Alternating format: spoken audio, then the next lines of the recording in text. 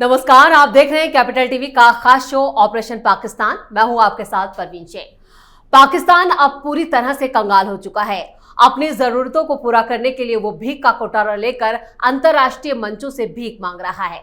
दरअसल पाक को हर महीने कर्ज के लिए भीख मांगनी पड़ रही है। फिर से उसे $544 मिलियन का कर्ज मिलने वाला है और इस लोन के लिए पाकिस्तान ने वर्ल्ड बैंक और एशियन डेवलपमेंट बैंक से गुहार लगाई थी, जिसे अप्रूवल मिल चुका है। पाकिस्तान ने ये लोन महिलाओं को फाइनेंशियली मजबूत करने और उन्हें सशक्त बनाने के नाम पर लिया है। वहीं दूसरी तरफ पाकिस्तानी सेना के अफसरों की शामत आ चुकी है। बलूचिस्तान से लेकर खैबर पख्तूनख्वा प्रांत में पाकिस्तानी अफसरों को किडनैप किया जा रहा है। इससे पहले पाक आर्मी के अफसरों को टीटीपी और बीएलए मौत के घाट उतार रहा था। तो कैसे पाकिस्तान में हालात हुए बेकाबू, इसी पर चर्चा के लिए स्टूडियो मौजूद है कैपिटल टीवी के editor in chief doctor Manish Kumar और एग्जीक्यूटिव एडिटर राजीव कुमार। आप दोनों का बहुत बहुत स्वागत है। धन्यवाद। डॉक्टर साहब, पाकिस्तान को एक के बाद एक कई बुरी खबरें मिल रही हैं और इस बीच उसे एक लोन मिला है जो उसने विमेन एम्पावरमेंट के नाम पर हथिया लिया है। देखिए, पाकिस्तान में जो कोई भी वर्ल्ड बैंक, आईएमएफ से इस तरह के लोन्स मिलते हैं, तो ये जो इंस्टीट्यूशंस हैं वो बेसिकली सरकार को पैसे नहीं देते, कर्ज को वापस करने के लिए पैसे नहीं देते। वो दरअसल इस तरह के थर्ड वर्ल्ड कंट्रीज के अंदर किसी न किसी मुद्दे को लेकर के आपको दिया जाता है, लेकिन वो चोर मुल्क है।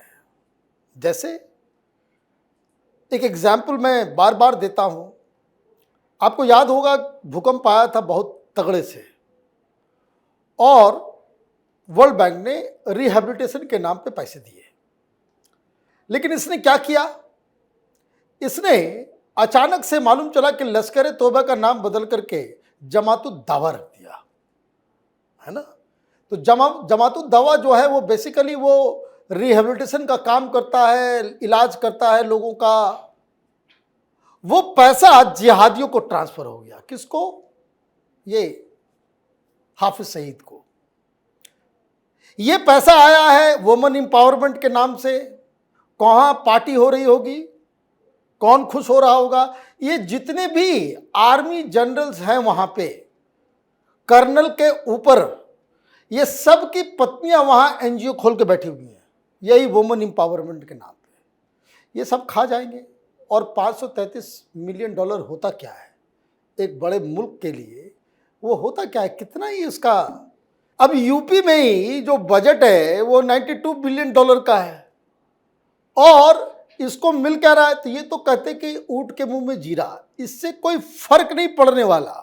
और 90 घंटे की लड़ाई में जो खर्च हुआ है वही कोई बता रहा है कि 6 से 7 हजार मिलियन डॉलर ऑलरेडी पाकिस्तान का फूक गया है।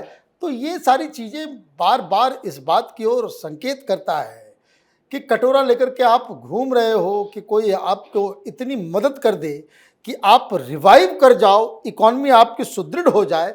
इन सब लोन से कोई फायदा पाकिस्तान को नहीं होने वाला।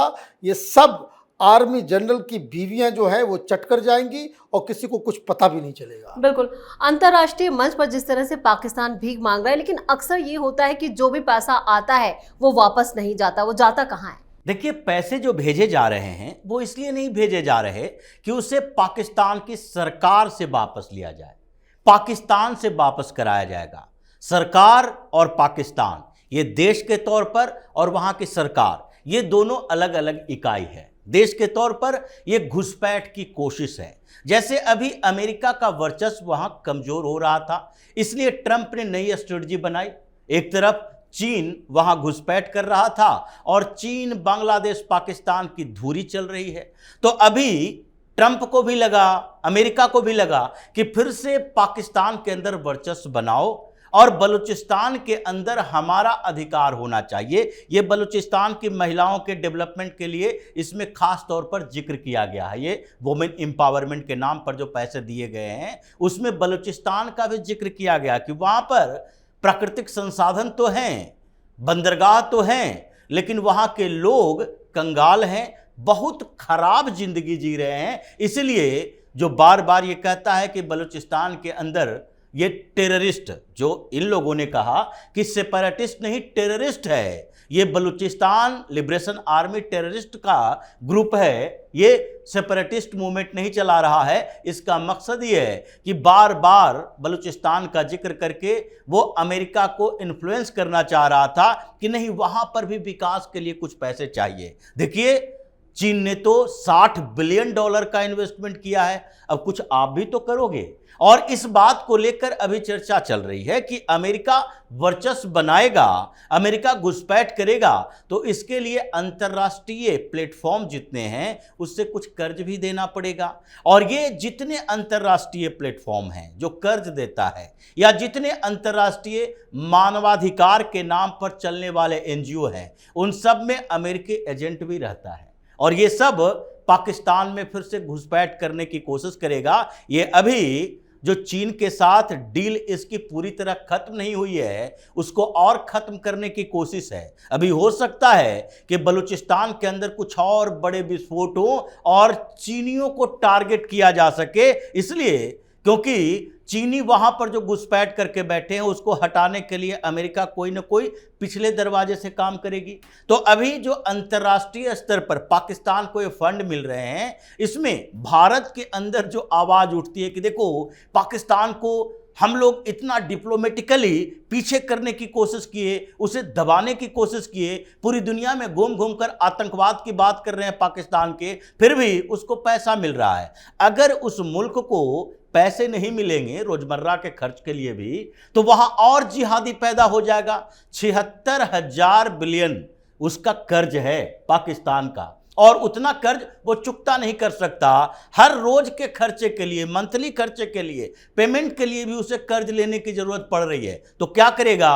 अपने संसाधन बेचेगा, संसाधनों को बेचना शुरू कर रहा है। तो अलग अलग माइंस बेचेगा, एयरपोर्ट बेचेगा, फिर एयरबेस बेचेगा, आर्मी को तो पहले ही बेच कर रखा हुआ है। तो इस स्थिति में अभी जितने कर्ज पाकिस्तान को मिल रहे हैं अंतर्राष्ट्रीय स्तर पर, वो भारत के लिए अच्छा है। पाकिस्तान में विस्फोटक स्थिति पैदा करने के लिए इन लोगों ने दूसरा रूट जो अपनाया है अंतर्राष्ट्रीय स्तर पर, वो ही रूट से पाकिस्तान के अंदर विद्रोह होगा।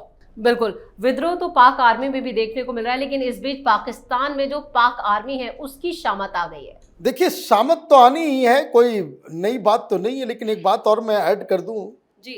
कल एक रिपोर्ट आई पाकिस्तान में गरीबी को लेकर के।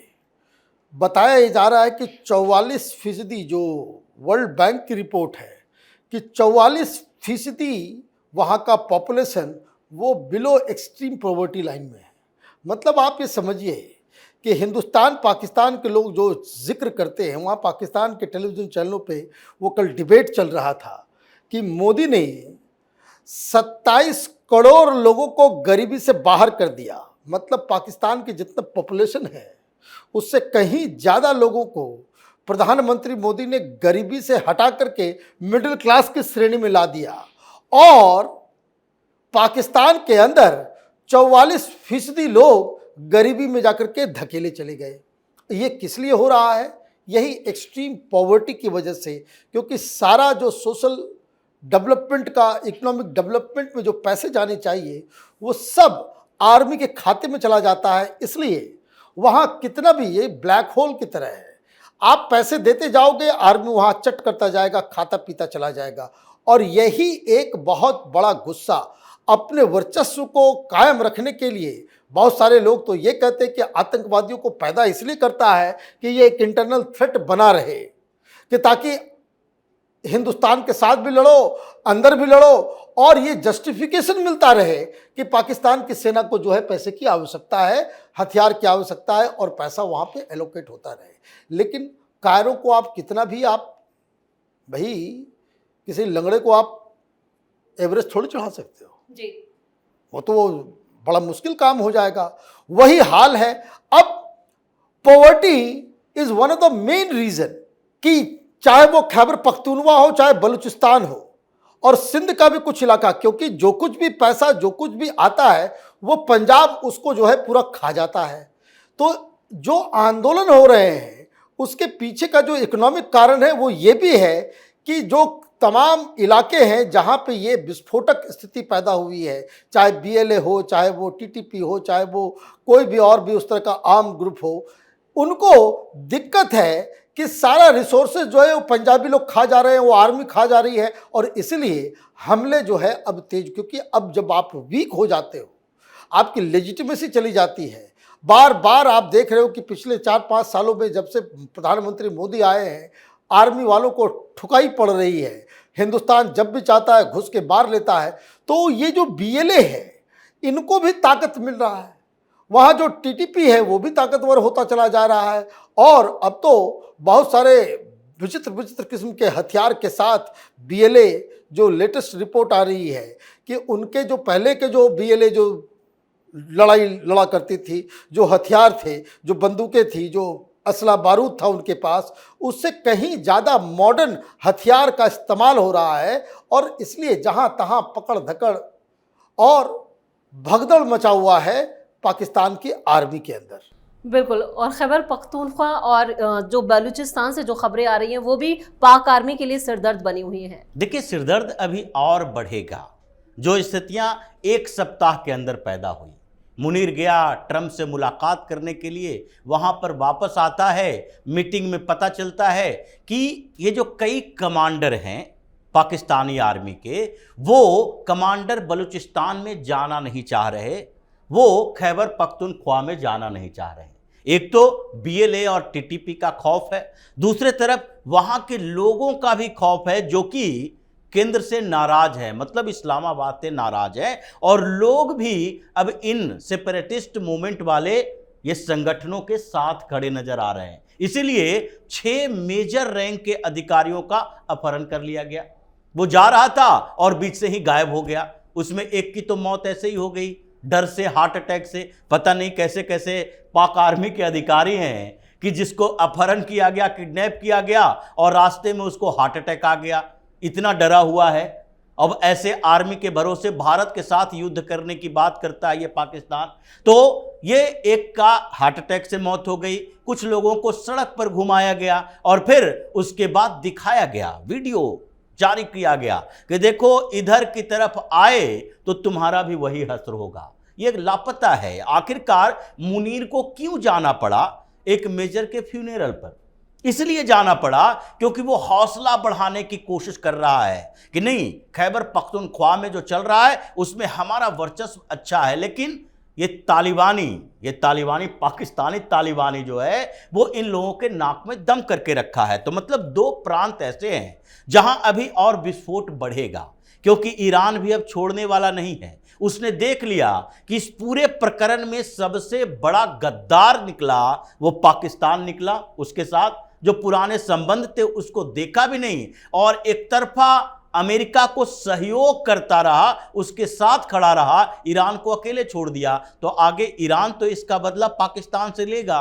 ईरान कह रहा है कि भाई देखिए, हम तो परमाणु बम बना रहे थे तो आप लोगों को इतनी तकलीफ हो रही है, और ये एक बगल में एक जिहादी मुल्क है जो हमसे ज्यादा आतंकियों को पनाह दे रहा है। ये हिंदुस्तान उसकी रिपोर्ट देगा।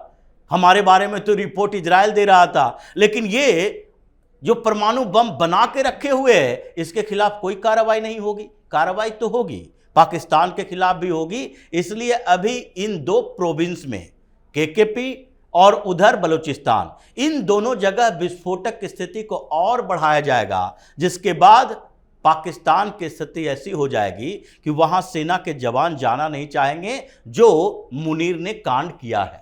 चलिए, इस तमाम जानकारी के लिए और सटीक विश्लेषण के लिए आप दोनों का बहुत बहुत धन्यवाद। धन्यवाद। भारत के ऑपरेशन सिंधु ने पाकिस्तान की कमर तोड़ के रख दी है। पहले से बदहाल और कंगाल पाकिस्तान को अब हर महीने कर्ज के लिए भी और कर्ज लेना पड़ रहा है, जिसको लेकर वो दुनिया के हर मंच से भीख मांग रहा है। वहीं बीएलए और टीटीपी ने भी पाकिस्तान में तबाही मचा रखी है, यानी पाकिस्तान को हर तरफ से बुरी खबरों का सामना करना पड़ा है, जिससे पाकिस्तान के हालात बद से बदतर हो गए हैं।